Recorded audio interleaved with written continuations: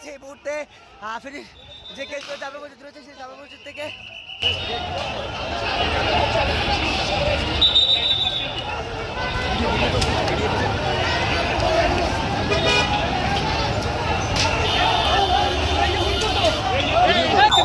পরিস্থিতি অনেকটা থমথমে, একটা রণক্ষেত্রে পরিণত হয়েছে দর্শক দেখতে পাচ্ছেন।